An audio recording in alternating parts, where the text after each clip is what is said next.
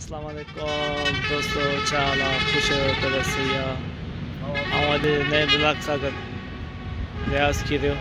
अॼु असां हिते नवाबशाह में आया आहियूं, bahria टाउन ते। ज़बरदस्त व्यू आहे, ज़बरदस्त लुक आहे हिते। अदा इम्तियाज़ मूं सां गॾु आहे ऐं मिनी ब्लॉग पिया ठाहियूं असां। हिते जा मंज़र ख़ूबसूरत। हीअ अदा इम्तियाज़ छा पिया महसूसु कयो हीअ नवाबशाह में पाण? ऐं त पहिरियों दफ़ो आयो आहियां जे bahria टाउन में।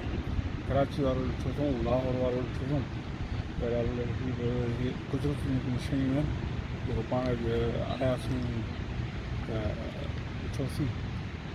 अलाह साईं जी महिनतूं आहिनि ऐं महिनतुनि मां फ़ाइदो हासिलु करणु खपे ऐं घुमणु फिरणु खपे। ऐं हीअ सिहत जे लाइ बि शयूं आहिनि जो हिते पार्क ठाहिया पिया आहिनि, हिते वाटर ठाहिया पिया आहिनि, इहे सभु शयूं ठहियूं पियूं आहिनि। त इहे पाण ॾिसूं पिया ऐं दोस्तनि खे दावत आहे त अचो तव्हां bahria टाउन। नवाबशाह घुमो, पंहिंजे देश में आहे। मिसाल जेका नवाबशाह ज़िलो आहे, सांगड़ ज़िलो आहे, मटियारी ज़िलो आहे, इन खे वेझो आहे त पंहिंजे फैमिलियुनि सां गॾु हीअ आहे त सिक्योर आहे सॼो सिस्टम।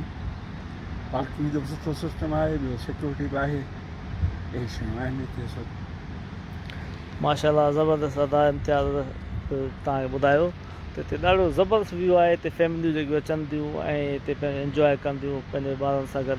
ऐं तमामु घणो ख़ूबसूरत व्यू आहे हिते, ज़बरदस्त जेको आहे bahria टाउन नवाबशाह। अञा त कमु हले पियो त अलहमदिल्ला माना तफ़री जो जेको माॻ चइबो त सुठो माॻ आहे ऐं फैमिलियूं अचनि थियूं हिते।